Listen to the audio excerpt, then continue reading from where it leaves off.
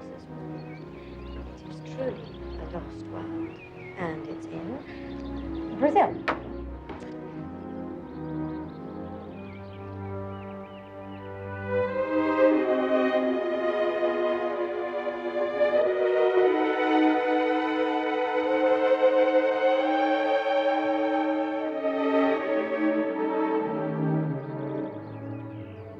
Your mama's homeland, and your country too.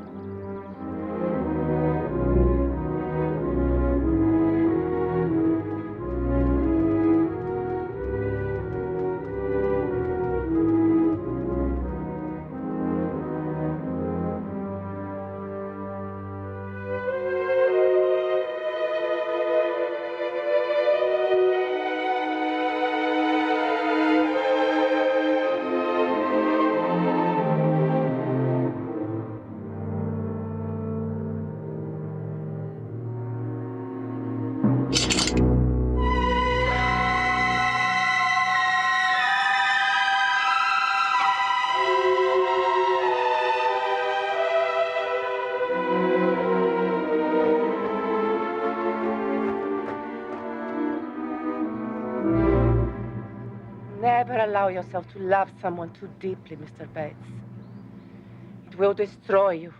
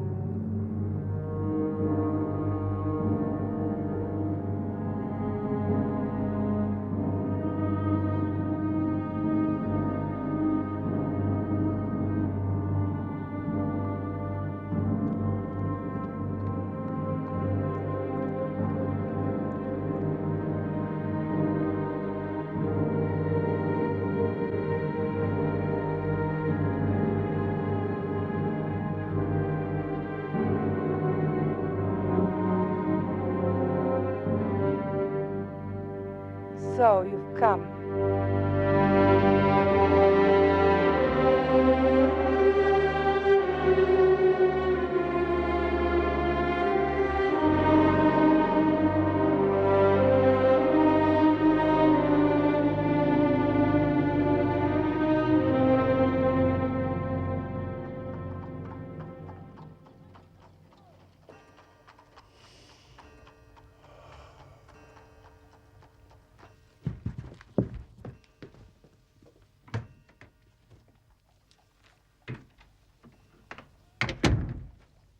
You have a case, Holmes. Ha! The faculty of observation is certainly contagious. It has enabled you at once to probe my secret. Yes, I have a case.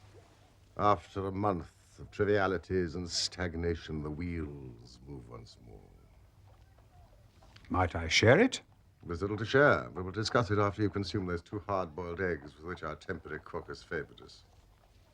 Their condition may not be unconnected with a copy of the Family Herald, which I observed yesterday on the hall table. Even so trivial a matter as cooking an egg demands an attention which is incompatible with the love romance in that excellent periodical.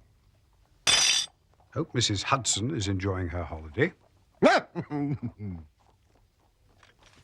You've heard of Neil Gibson, the Gold King? You mean the American senator? Well, he was senator of some western state. He's better known as the greatest gold mining magnate in the world. Yes, I know of him. Stayed in England for some time, didn't he? He bought a considerable estate in Hampshire some 5 years ago. You may have heard of the tragic death of his wife. Well, that's why the name is familiar. But I know nothing of the details. The fact is that the case, though exceedingly sensational, appears to present no difficulty. The interesting personality of the accused, Miss Grace Dunbar, does not obscure the clearness of the evidence. That is the view taken by the coroner's jury and also in the police court proceedings. It is a thankless business, Watson. I can discover facts, but I cannot change them. Unless some new and entirely unexpected ones come to light, I do not see what my client can hope for. Your client? I'm falling into your involved habit of telling a story back. I don't believe this. You must read this first.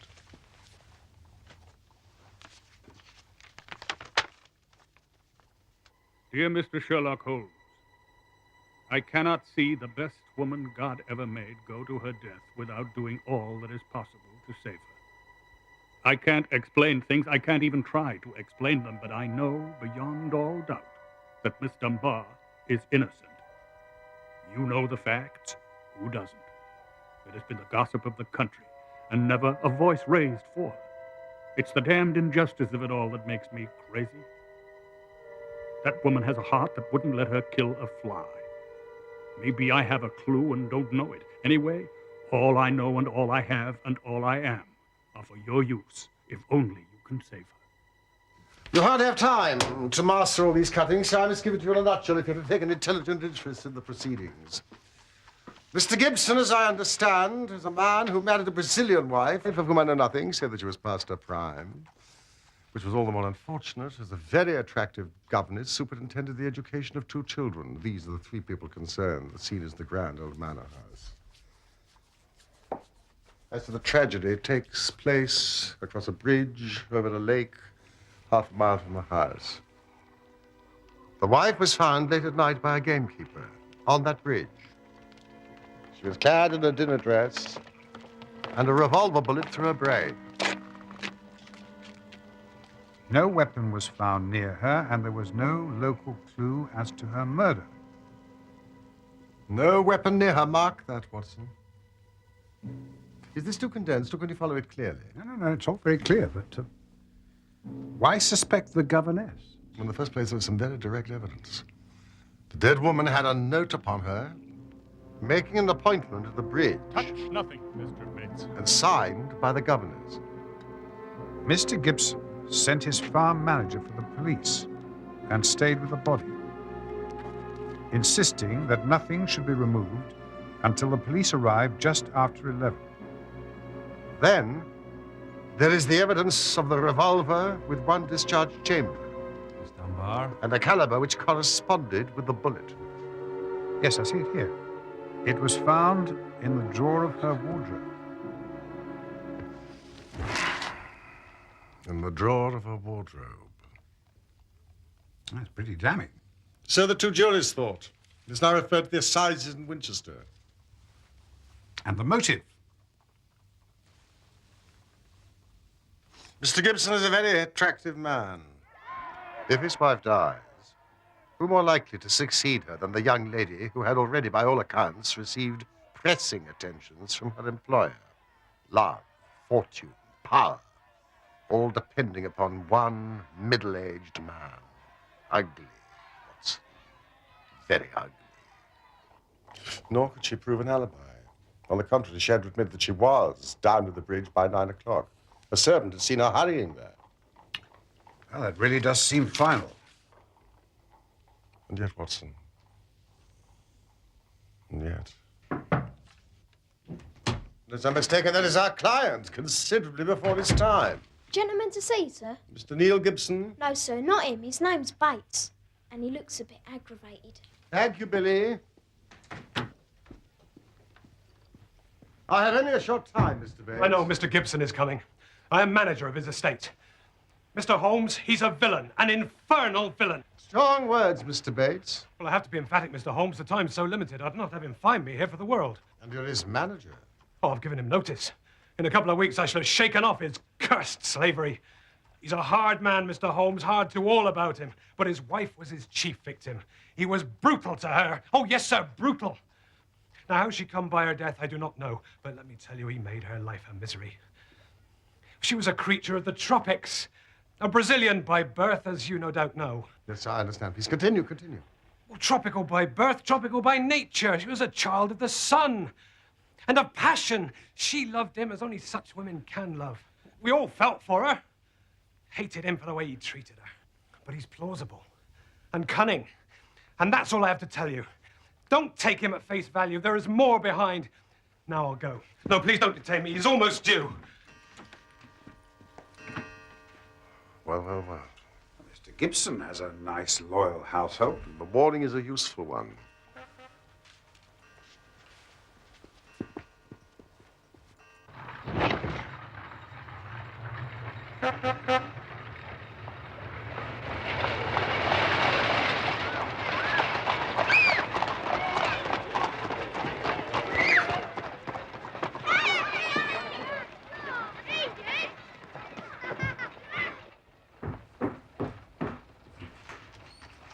Mr. Gibson, straight upstairs, sir.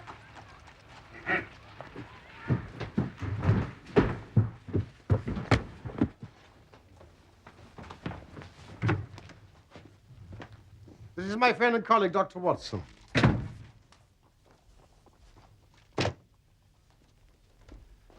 Now, let me say right here, Mr. Holmes, money is nothing to me in this business. You can burn it.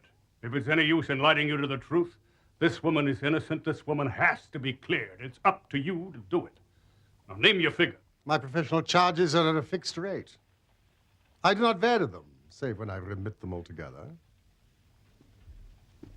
Well, if money makes no difference to you, think of the reputation. If you pull this off, every newspaper in England and America will be booming you. You'll be the talk of 2 continents. I do not think I'm in need of booming, Mr. Gibson. Please, let us get down to the facts. Well, you'll find most of the main ones in the press reports. I don't think I can add much to them, but if there's anything you'd wish more light on, well, I'm here to give it. Well, there is just one point. What is it? What are your exact relations with Miss Dunbar? I suppose you are within your rights. Maybe doing your duty in asking such a question, Mr. Holmes. We would agree to suppose so. Then I can assure you that our relations were always and entirely those of an employer towards a young lady whom he never conversed with or even saw, save when she was in the company of his children.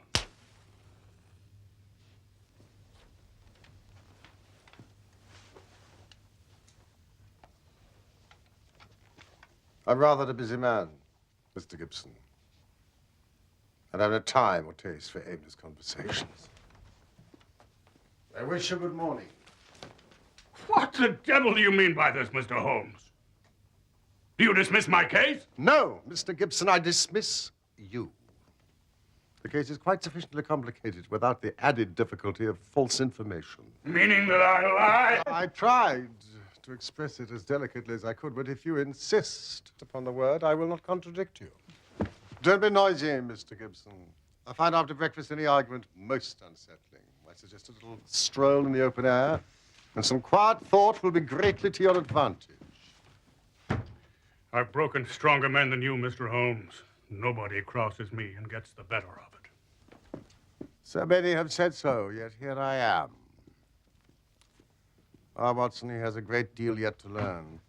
How on earth did you know about his relationship with the governess? Bluff, Watson. Bluff.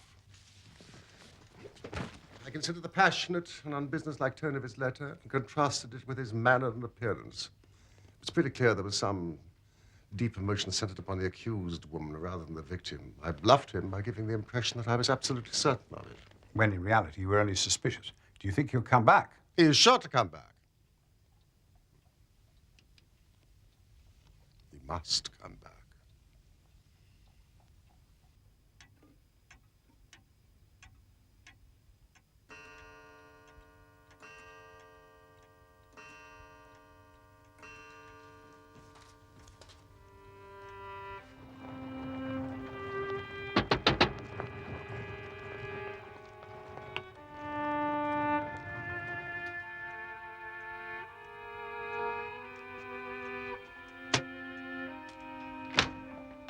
Oh, no, my dear Watson, I fear you will not improve any reputation I have acquired. By adding the Thor Bridge mystery to your annals, I fear I have made a serious misjudgment. Holmes? The senator may not have returned, but surely his letter has engaged you on behalf of Miss Dunbar. She's the one in need. Might we not pay her a visit? In the cells of Winchester.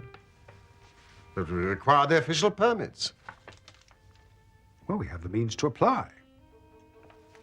Of course, it may not be quite ethical, but practical, Watson. Practical, I congratulate you.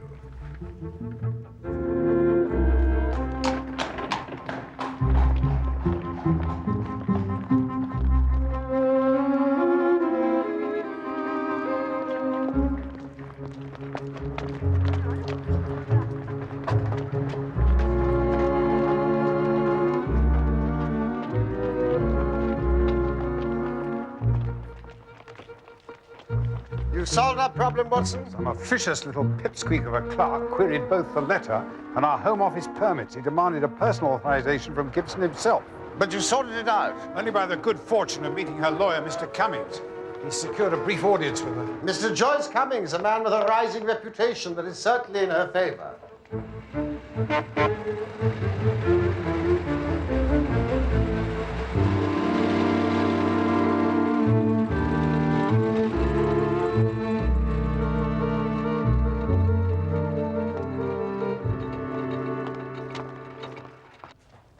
It really is Providence to see you here, Mr. Holmes.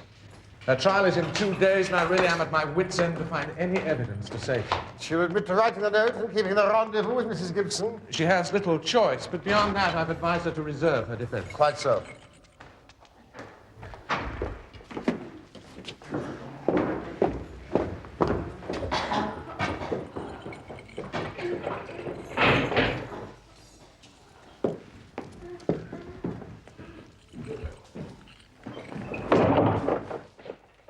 This is Mr. Sherlock Holmes and his colleague, Dr. Watson. Your employer, Mr. Gibson, has engaged me to look into this unhappy matter. Oh, I'm very grateful to Mr. Gibson.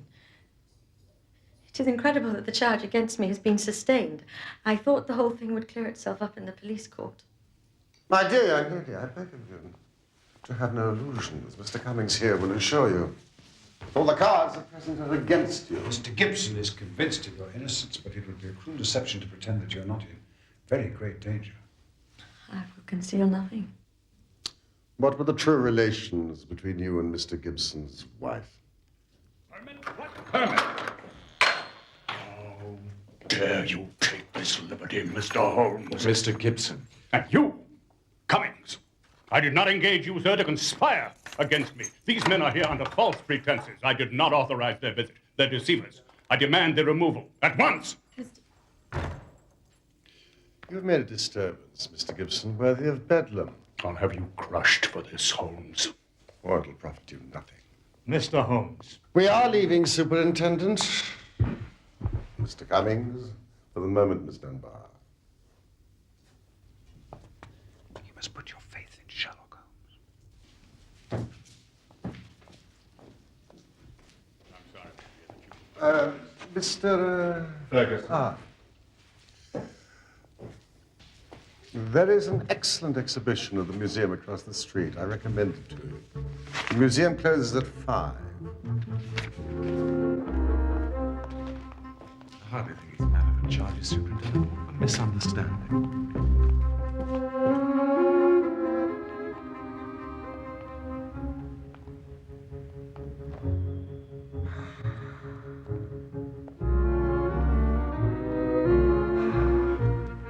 A copy of the lease of the Buckbolt Glass Workers dated 1578. These Huguenots, are they, any relations of yours? Possibly.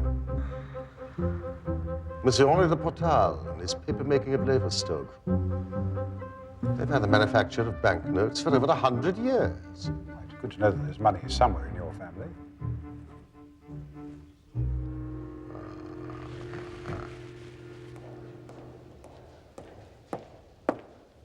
Good afternoon, Mr. Ferguson. Mr. Neil Gibson wishes to see you at Thor Place at 11 o'clock tomorrow morning.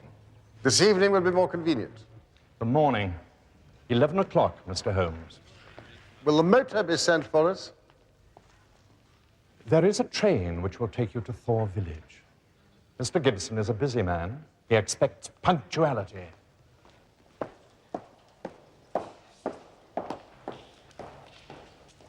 How did you know that he was going to I turn? gambled with made enough of an impression upon Miss Dunbar to turn us back into favor. We are, after all, her only hope. Now, Watson, we must find a comfortable inn for the night so that we can arrive punctually at Thor Place at 9 o'clock in the morning. I thought he said 11. 9, Watson, to meet Sergeant Coventry of the local police. At all events, Mr. Holmes, I'd rather have you than Scotland Yard. If the Yard gets called into a case, and the local loses all credit for success, and may be blamed for failure. Now you play straight, so I've heard. I need not appear in the matter at all. That's very handsome of you. And your friend Dr. Watson can be trusted, I know. Now, there is one question I'd like to ask you, and I'd breathe it to no soul but you. Don't you think there might be a case against Mr. Neil Gibson himself? According to the servants, he retired to his study after dinner and had no company at all until the alarm at 11. Yes, I've been considering, Mr. Gibson. Well, these Americans are readier with their pistols than our folk are. It was this pistol, you know, one of a pair he had. One of a pair? Where is the other? Well, these gentlemen have all kinds of firearms of one sort or another. We never quite matched that particular pistol. The box was made for two. Now, this is where the body lay. I gathered from the press reports that the shot was fired at close quarters. Very close, sir. Near the right temple? Just behind it, sir. How did the body lie? On the back, sir. No trace of a struggle, no mark, no weapons. The short note from Miss Dunbar was clutched in her left hand. Clutched? Yes, sir. We could hardly open her fingers. That is of the greatest importance. It excludes the idea that anybody could have placed it there after death to furnish a false clue. But dear me. Now, the note, as I remember, was quite short. Yes, we'll be at Thor Bridge, 9 o'clock. G. Dunbar, wasn't that it? So it was, sir. The point of the note is obscured, is it not?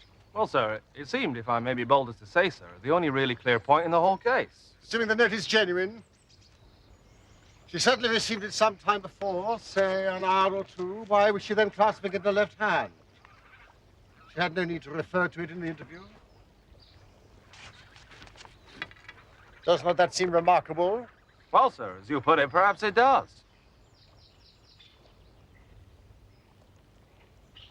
That is curious. Oh, yes, sir, we noticed that.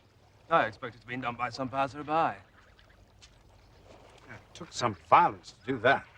It was a hard knock. Not from above, but below. You see, it's on the lower edge of the parapet, Watson. Yes. And in a direct line with the position of the body. It's probably no matter. No footprints, you say? The ground was iron hard, sir. No marks at all. Then we had nothing more to learn here.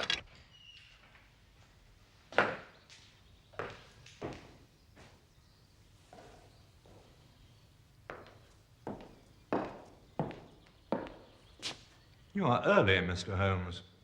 It is often the case with punctuality, Mr. Ferguson. Mr. Gibson is in a meeting. He is not ready to see you. I'll take care of them, Ferguson.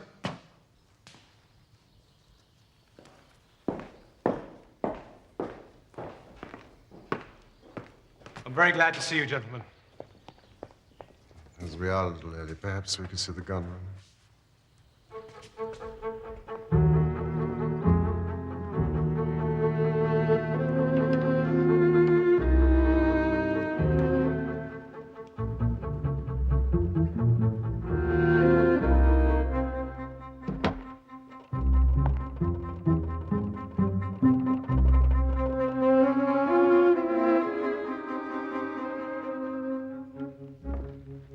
A man who has his enemies. Oh, yes.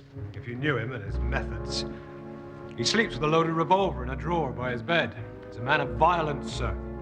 Have you ever seen him strike his wife? Yes, more than once. Our Gold King does not seem to shine in private life. That's the box that contained the murder weapon. It was one of a pair. The other is missing. Mr. Ferguson is sure to know that you're consorting with us. Does that hold no alarm for you? There's nothing you can do to hurt me now. Perhaps you'd be so kind as to show us the schoolroom. Where are the children? Sent away on a visit to America.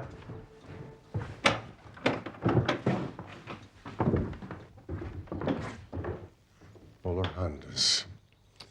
Their Brazilian heritage from their mother's side. Miss Dunbar would seem to be a remarkable teacher. The children doted on her. See, Watson. The Ricardo Franco Hills.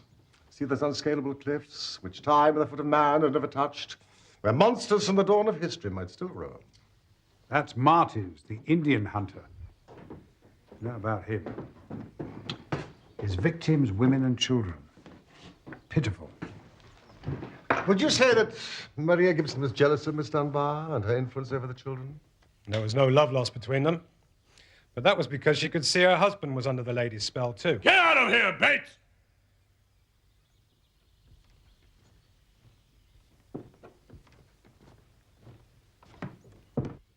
Mr. Bates's views are not relevant, Mr. Holmes. They're distorted by his infatuation for my late wife. Who knows, Mr. Gibson, what is and what is not relevant? You're like a surgeon who wants every symptom before he can give a diagnosis. It is only a patient who has reason in deceiving his surgeon who conceals the facts. I can assure you that the relations between Miss Dunbar and myself do not touch this case. Surely that is for me to decide.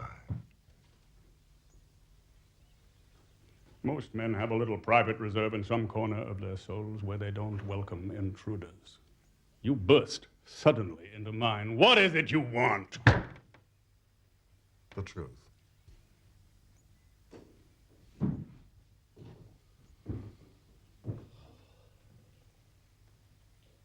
I met my wife when I was gold hunting in Brazil. She was the daughter of a government official in Manaus. Even now, as I look back with a colder eye, she had a rich, passionate nature, tropical, ill-balanced, very different from the American women I'd known. It was only when the romance had passed that I realized we had nothing, absolutely nothing in common. My love faded, but you know the wonderful way of women. Do what I might, nothing could turn her from me. If I've been harsh to her, even brutal, it was because I knew that if I could kill her love or if it turned to hate, it would be easier for us both. But nothing changed her. She still adored me in these English woods as she had adored me 20 years before on the banks of the Amazon. Then came Miss Dunbar. She is also a very beautiful woman, and I'll admit to you that I could not live under the same roof in daily contact with her without feeling a passionate regard for her. Blame me, Mr. Holmes. I don't blame you for feeling it. I should blame you for expressing it, since she was under your protection. Well, maybe so. I'm not pretending to be any better than I am. I guess all my life I've been a man that reached out his hand for what he wanted. I never wanted anything more than the love and possession of that woman. I told her so. You did you? I said if I could, I'd marry her. But it was out of my power. Money was no object. I'd do all I could to make her happy. Come. Very generous of you. Now, see here, Mr. Holmes, I came to you on a question of evidence, not morals. I'm not asking for criticism. It is only for the lady's sake that I take on this case at all. Nothing that she is accused of is worse than what you yourself have admitted, that you tried to ruin a defenseless girl who was under your roof. You know, some of you rich men must be taught that all the world cannot be bribed into condoning your offenses. That's how I feel myself about it. Now, I thank God my plans did not work out. She'd have none of it. She wanted to leave the house instantly. But why did she not? Others were dependent upon her, and it was no light matter for her to let them down. When I'd sworn that she should never be molested again, she consented to stay. But there was another reason. She knew the influence that she had over me, that it was stronger than any other influence in the world. She wanted to use it for good. You're cruel. You destroy good people who can't stand up to you. Not everyone shares your strength. Can't you see that? You call it a fair fight, but it isn't fair. She saw it different. She believed that a fortune for one man that was more than he needed should not be built on 10,000 ruined men who were left without the means of life. With your children, you show such tenderness and love. Treat the world in the same way. She found that I listened to what she said. So she stayed. And then this came along. Mr. Gibson, can you throw any light upon it? One explanation. I give it to you, Mr. Holmes, for what it's worth. There's no doubt that my wife was bitterly jealous. She might have planned to murder Miss Dunbar, or threaten her with a gun, and so frighten her into leaving us. Maybe there was a scuffle. The gun went off and shot the woman who held it. Yes, it is a possibility. It is the only alternative to deliberate murder. But she utterly denies it. What is against such a supposition? Miss Dunbar herself. We have just 1 day left before the trial. You must grant me permission to visit her once more. If ever in your life you showed your powers, Holmes, put them into this case. Now. But I cannot promise you that my conclusions will be such as you desire. Come, Watson.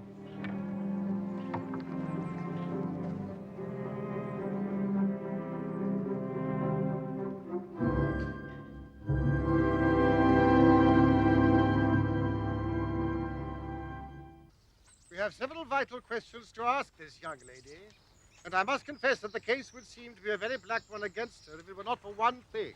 What is that? The finding of the pistol in her wardrobe. Well, that seems to be the most damning incident of all. Not so, Watson. It is my only firm ground for hope. We must look for consistency. Where there is a want of it, we must suspect deception. Come on, Holmes. Dunbar's depending on us. Watson, visualize yourself in the character of Miss Dunbar. When a cold, premeditated fashion is about to get rid of her rival, what would be your actions and your thinking? Well, I've written a note. The victim has come. I've taken the weapon from the gun room. The crime is done. Workmanlike and complete. And now, the weapon. Of course. Precisely. Those depths would hide it forever. Your best friend would hardly call you a schemer, yet I cannot picture you carrying it home and putting it in your wardrobe, the very first place that would be searched. This revolver, for example, she disclaims all knowledge of it. You're saying that it was placed in her wardrobe, but by whom? By someone who wished to incriminate her. Ah, Cummings.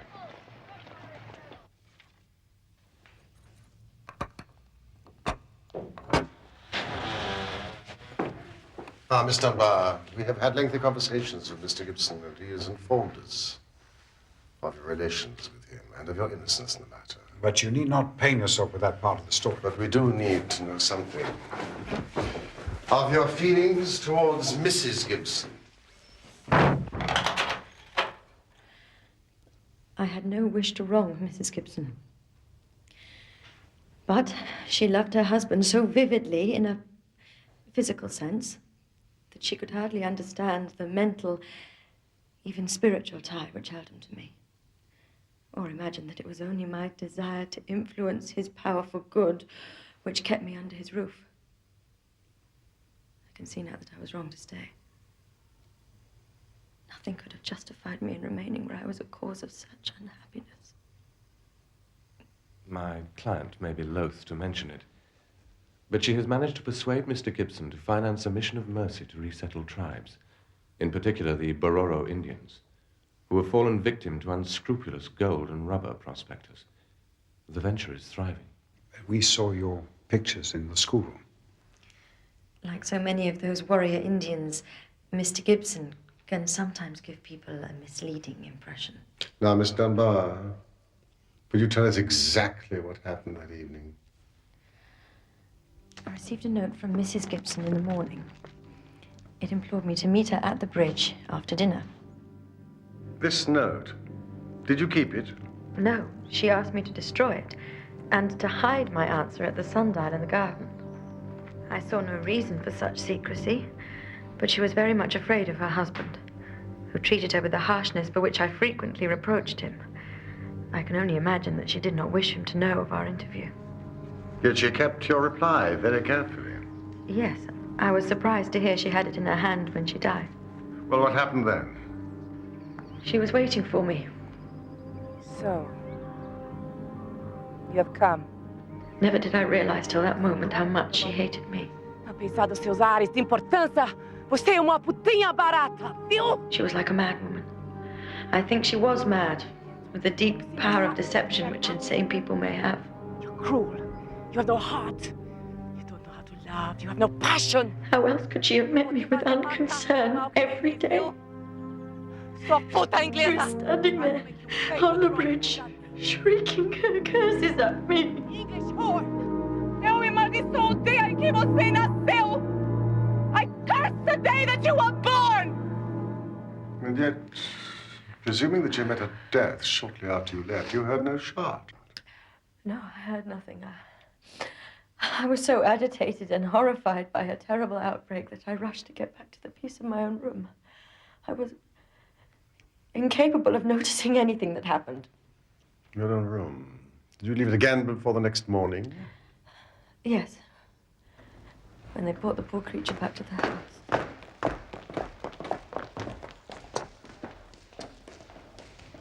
Did Mr. Gibson seem to you much perturbed? He is a very strong, self-contained man. I do not think he would ever show his emotions on the surface. But you, who knew him so well. Yes, I could see that he was deeply concerned. Now, we come to the all-important point. This pistol that was found in your room, you'd never seen it before. Never, I swear it. When was it found? Next morning, when the police made their search. Yes, among your clothes. Yes, at the bottom of my wardrobe in one of the drawers. You cannot guess how long it had been there. It could not have been there the morning before because I tidied out the wardrobe. So you're suggesting that someone came into your room and placed it there in order to incriminate you? It must have been so. When? Well, it could only have been at mealtime, or else during the hours when I would be in the schoolroom with the children. As you were when you received the note. Yes, from that time onward for the whole morning. Thank you, Miss Dunbar.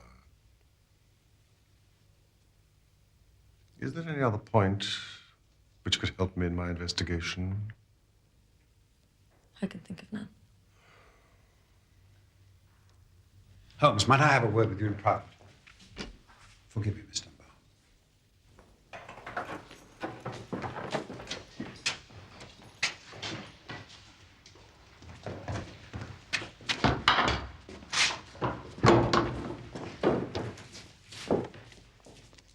Holmes, I like to put you my case for believing that Mr. Gibson is the murderer of his wife.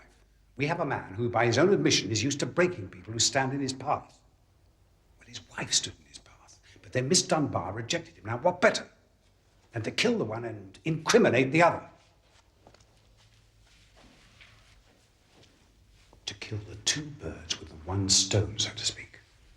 You don't believe that Gibson's confession was sincere? Wasn't it Bates who said he was plausible and cunning? His confession was a clever means to put us off the scent. Think of it like this. He somehow discovers that his wife has arranged a meeting. During the day, he takes the two pistols from the box. One he conceals in the drawer of her wardrobe. After discharging one barrel, which he could easily do in the woods without attracting attention. He is alone all that evening. He sees Miss Dunbar return and grasps his opportunity. He commits the deed and flings the murder weapon far into the lake.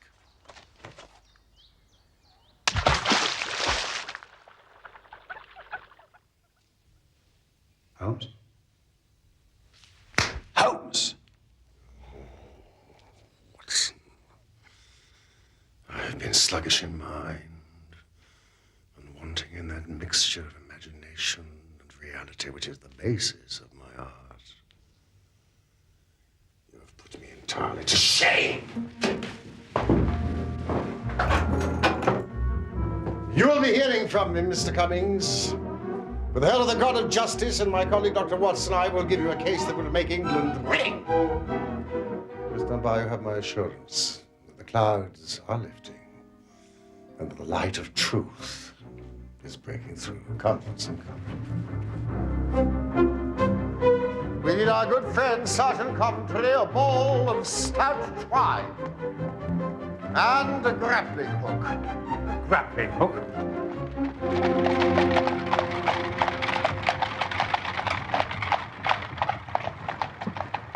Watson, I have some recollection that you go armed on these little excursions of ours. Just as well for you that I do. More than once, my revolver has been a good friend to you. You have little care of your own safety.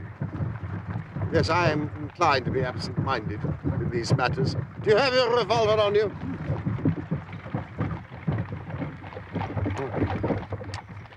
It's heavy. Remarkably heavy. Solid bit of work. You know, I believe this is going to have a very intimate connection with the mystery that we're investigating. Would you mind unloading it?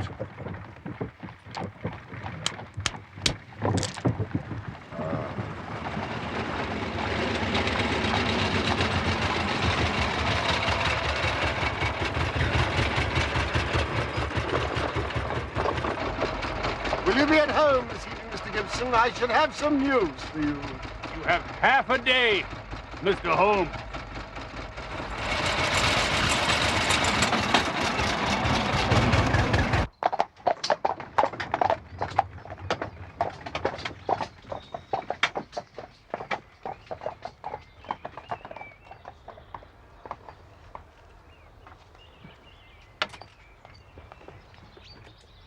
You have seen me miss my mark before, Watson.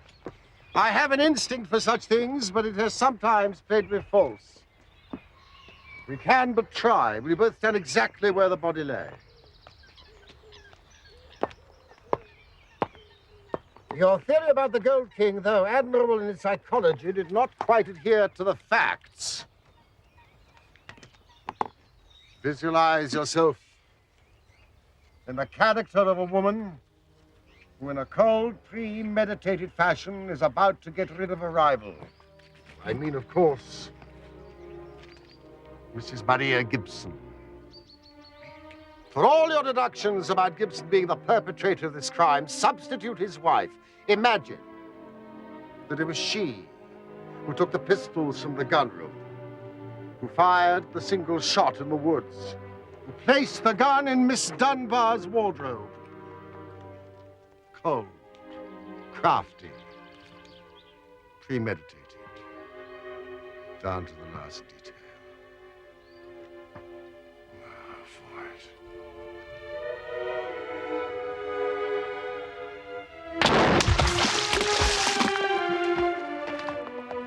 Was it ever a more exact demonstration? My revolver, Holmes.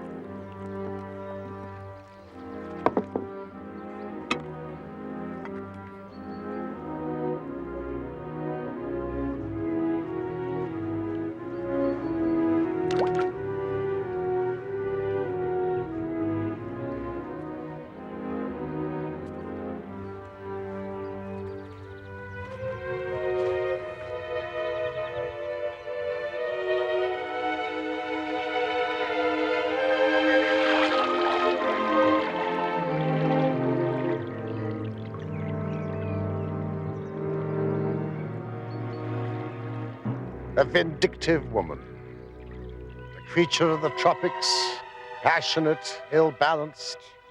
Disguising her own crime and fastening a charge of murder upon an innocent victim.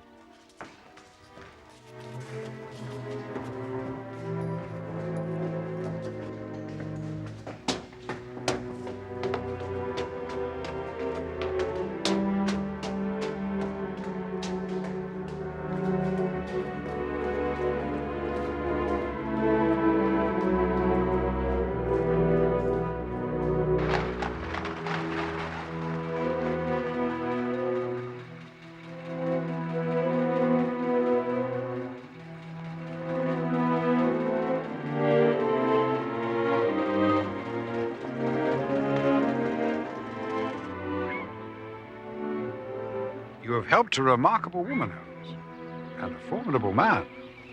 And if, as seems not unlikely, they should join forces? Naturally, I would wish them well. Magnanimous of you, Watson.